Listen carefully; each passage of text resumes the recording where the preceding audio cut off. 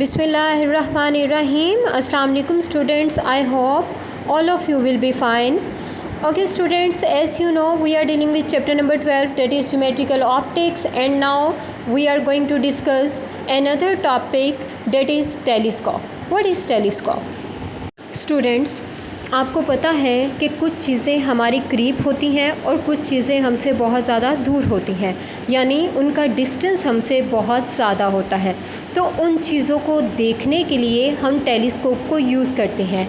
Telescope is an optical instrument which is use to observe distance objects using lenses और mirrors. Telescope में lenses और mirrors को use किया जाता है और इसकी मदद से दूर दराज ऑब्जेक्ट्स को देखा जा सकता है।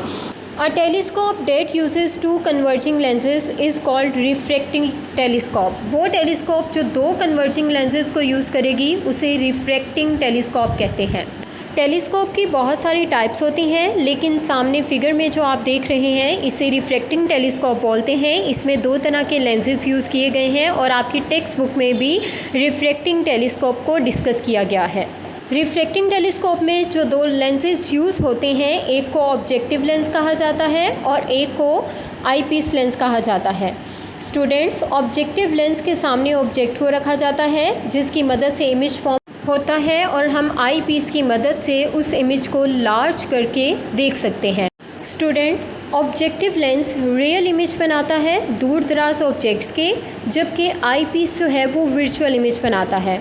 ये वर्चुअल इमेज क्यों बनाता है? क्योंकि आई पीस ऑब्जेक्ट को बहुत ज़्यादा मैग्नीफाई कर देता है और इससे बनने वाला इमेज वर्चुअल इमेज होता है।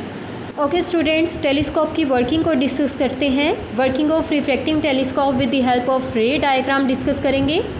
स्टूडेंट्स, हमने कंपाउंड माइक्रोस्कोप में भी दो लेंसेज को यूज़ किया था, टेलीस्कोप में भी दो लेंसेज ही यूज़ कर रहे हैं, लेकिन फ़र्क क्या है कि माइक्रोस्कोप में जो ऑब्जेक्टिव लेंस था उसकी फोकल लेंथ शॉर्ट होती थी और आईपीस की फोकल लेंथ लार्ज होती थी। बट रिफ्रैक्टिंग टेलीस्कोप में ऑपोजिट केस है। The focal length of objective lens is large and the focal length of eyepiece is small. हमारे पास ऑब्जेक्टिव लेंस की फोकल लेंथ बहुत ज़्यादा होती है, यू कैन से 100 सेंटीमीटर्स भी हो सकती है, जबकि आईपीस की फोकल लेंथ बहुत स्मॉल होती है। अब रीज़न क्या है? ऑब्जेक्टिव पीस की फोकल लेंथ इसलिए ज़्यादा रखी जाती है क्योंकि हमने बहुत दूर से ऑब्जेक्ट्स को देखना होता है। अगर हम किसी करीब पड़े हुए ऑब्जेक्ट की बात करें तो उसमें रेज़ पैरेलल आ रही होती हैं, जबकि इस केस में आप देखिए रेज़ इन्फिनिटी से आ रही हैं। इन्फिनिटी से आ रही हैं तो ये इस डायरेक्शन में पैरेलल आपको शो होंगी जैसे फिगर में दिखाया गया है। और स्टूडेंट्स, जो सेकंड रे है वो ऑप्टिकल सेंटर में से पास करेगी, बाकी दोनों रेज़ लेंस के साथ जब हिट करेंगी तो रिफ्रैक्शन का फिनोमेना होगा। रिफ्रैक्शन के बाद ये रेज़ दोनों आकर एक पॉइंट पर मीट करेंगी जिस पॉइंट पर इमेज फॉर्म होगा और उस इमेज को हमने I1 का नाम दिया हुआ है। और स्टूडेंट्स, इमेज की लोकेशन FO पॉइंट पर है। FO focal length of objective lens, जबकि FE जो है वो focal length of eyepiece lens है। स्टूडेंट्स, आप देख रहे हैं कि ये इमेज जो है वो रियल है और इसकी डायरेक्शन डाउनवर्ड है।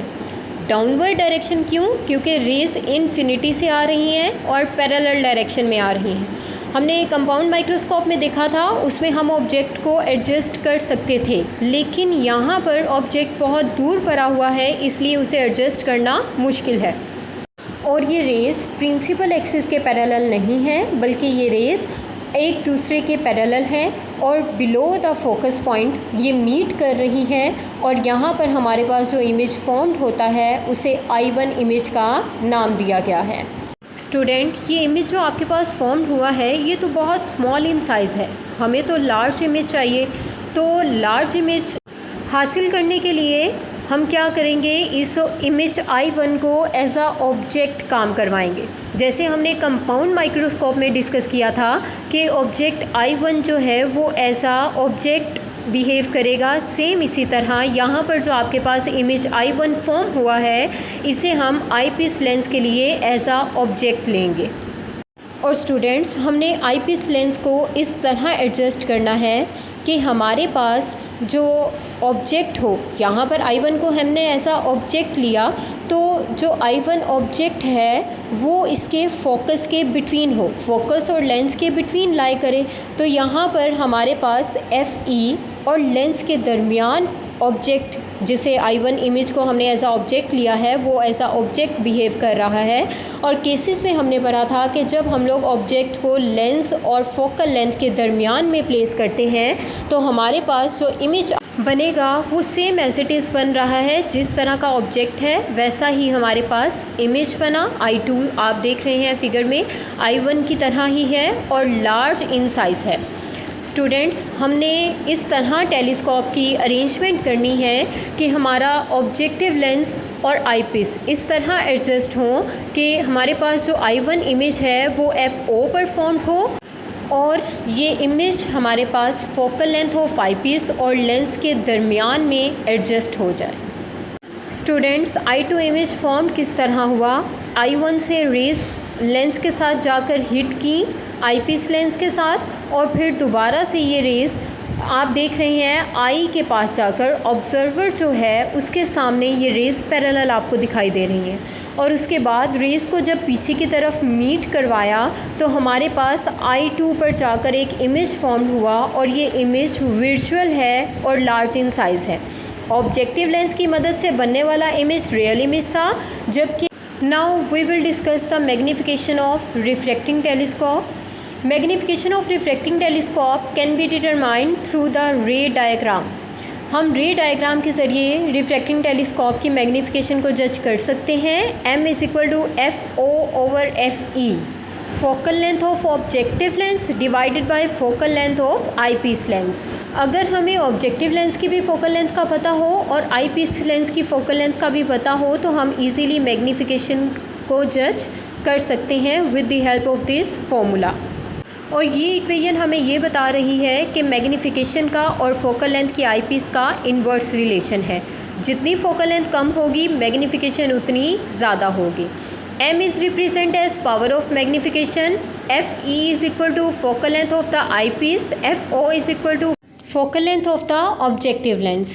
Now students, for your convenience, you have to watch this video to understand the concept of telescope and its working. Telescope allows us to see things that are far away, even out of this world. A refracting telescope is a tube with one or more lenses at each end. Light from a faraway object enters the far end of the tube.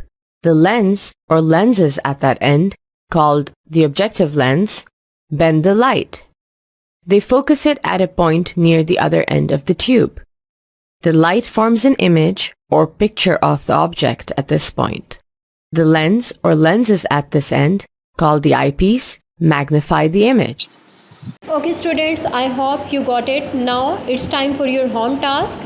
You have to do review question 12.22, draw the ray diagram of refracting telescope, and 12.23 mention the magnifying power of refracting telescope. Student, if you have any query related to today's lecture, you can ask me. Take care. Allah Hafiz. Thank you very much.